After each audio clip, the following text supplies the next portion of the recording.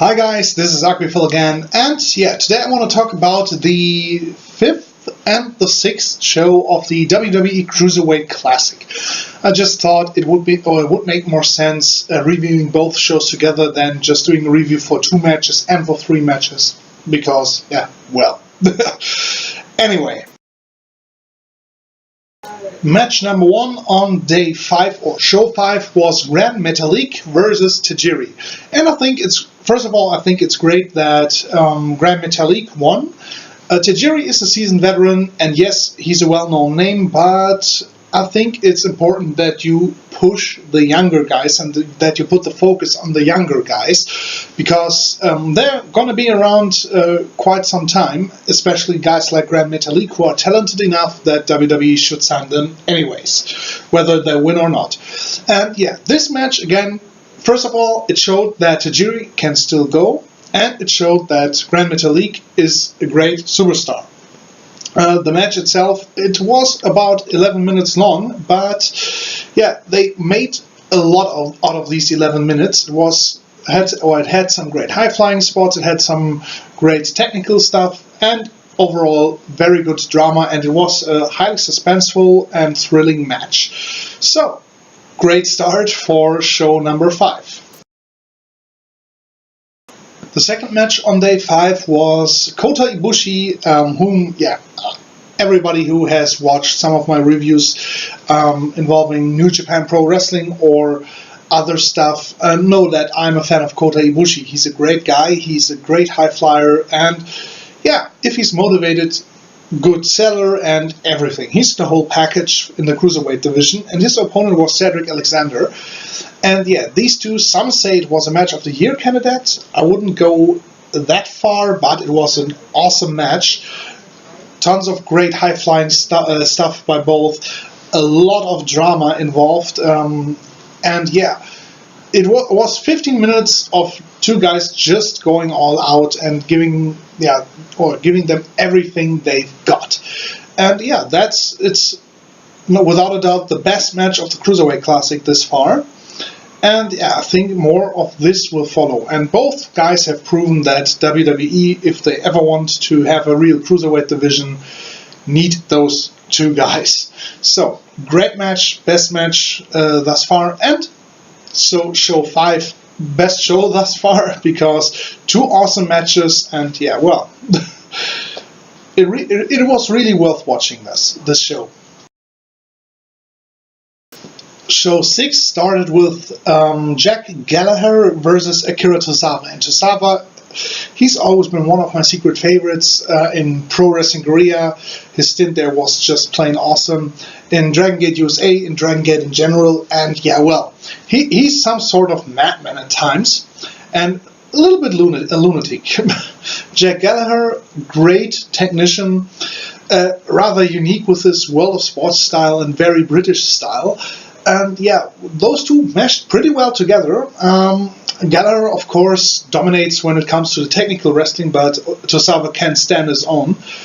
And yeah, in the end, he's just a little bit tougher and a little bit more intense than Gallagher. So yeah, Tozawa won in a good match, very good match. Loved it, really loved the match, and yeah, I'm just happy to see that Tozawa was able to advance, and yeah, I'm really looking forward to see him again in WWE. Hopefully, WWE is clever enough to utilize Jack Gallagher some more, because he has tons of potential in WWE. He's a very, very talented guy. Noam Dar versus Ho Lun. Yeah, well, again, I was a little bit disappointed. Ho Lun is a rather sympathetic guy, and yeah, well, he appears to be a little bit green, at least on the big stage. Yeah, he's not bad, but he's not a great worker either. And yeah, Noam Dar, people always talk about him like he's some sort of superstar that people just need to know. That at least that's what I got up until now. But yeah, Dar, again, in this match, it wasn't a bad match, but it wasn't great either. And yeah, Dar didn't disappoint in a way like, oh my god, is that guy bad? No, but yeah, somehow he still couldn't show why or what the fuss is all about with him. People always say Noam Dar is a great wrestler, blah, blah, blah. In the Cruiserweight Classic thus far, we just didn't see it. He is a solid worker, but yeah, he's not a superstar.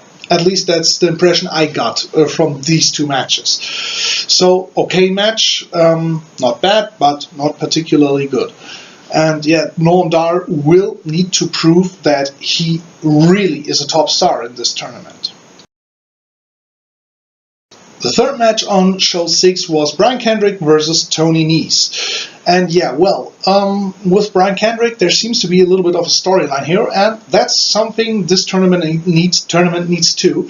It appears Brian Kendrick, we all know he's not the youngest guy anymore. He wants to utilize this as his last shot to really make an impression in WWE and to get back his former status. And yeah, well, obviously, they want him to go a little bit farther because he beat Tony Nese here. It might result in him being in the finals, or his Cinderella story, so to speak, will end soon. Anyway, this story involvement is good. His match with Tony Nese is really cool too. Fucking fly again. It's good too.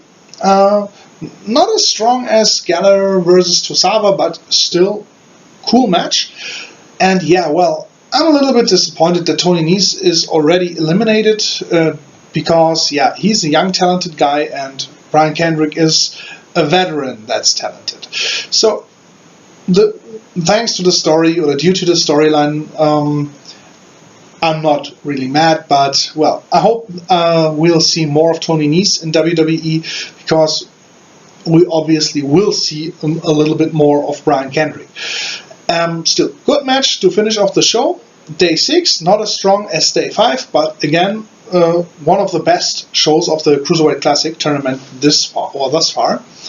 And yeah, well, I'm really looking forward to the next matches and the next shows.